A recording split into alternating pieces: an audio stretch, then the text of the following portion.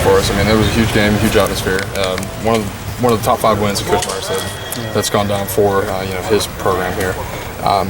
Going into the week, it's high momentum, but you got to turn the next page. You got to go to the next game, and Penn State being the next opponent, and that's what we're looking forward to. Speaking of Penn State, I mean that's one of the toughest places to play in college football. Beaver Stadium, 110,000. They're expecting the whiteout.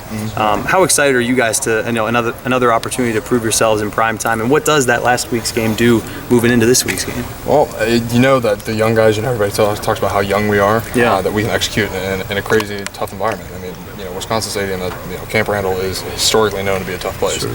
Going into this week, we go into Beaver Stadium. The place is insane. I mean, when I was there 2 years ago, I was this far away from you, couldn't hear what Jamarco was saying to me. So, looking to a big time game, and our guys are gonna, we're excited about it. Can you speak a little bit about just the development of this offensive line? I mean, you're a guy that we expected to come back and do a great job, but you're starting a true freshman in Michael Jordan, Isaiah, some other guys. Just the development of this line, you guys are playing so well right now, protecting JT very well. Yeah, doing not too bad.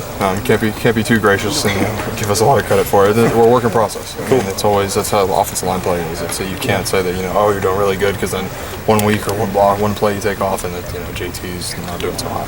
So it's been the development's been good. I tell Mike Jordan after last week, really proud of you, man. I mean, you're a 17, 18-year-old kid.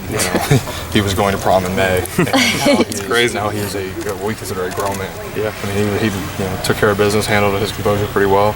The Camp Randall was nuts and the jump around was crazy, and he did pretty well. So you can't really be upset with that. Billy, Wisconsin did a good job shutting down the run. Pretty good job of that. With this team, how much of a priority is it to get Mike Weber going a little more? I think it's to get him going earlier. We talk about it. We want to go up in front and dominate, and do what we do. This is Ohio State is a offensive line driven program, and to establish the run early and to make sure that we handle our responsibilities and don't have the miscues we had early in the last game. And Mike Weber is a huge part of that. Your miscues this time didn't include the communication gaffes that occurred at Oklahoma. What did you guys get ironed out there about working in a tough, loud environment?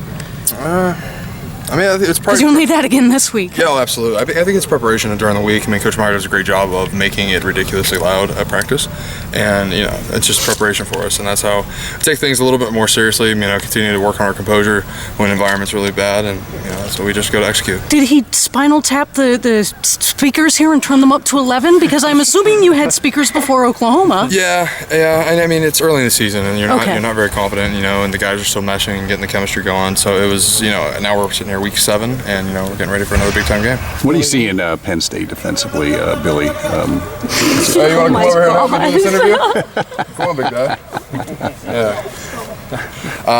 Defensively, Penn State. I mean, they're always a tough defense. I mean, you can't ever not give credit to those guys. They recruit well. They develop their guys pretty well. I mean, we have one of the best D-line coaches from that university. Just got to go out there and execute. Has he said anything this week about playing at Penn State, Larry? No, I mean, it's not really. I mean, I think that kind of moment for him is kind of gone now. He still that's his roots and that's where he's from. But now he's one of us and he's part of our family. He gives a heck of a pep talk, though, doesn't he? That's behind the closed doors.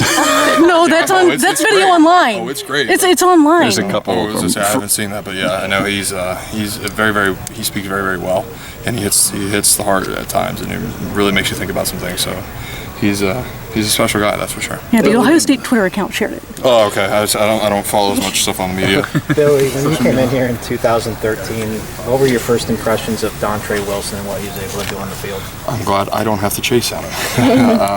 He's a hard worker. I mean, he's gone through a lot since he's been here. And he's one of those guys that doesn't really give up, and that's something that we admire in him. He's definitely one of our cornerstones in the offense, and we depend on him for a lot.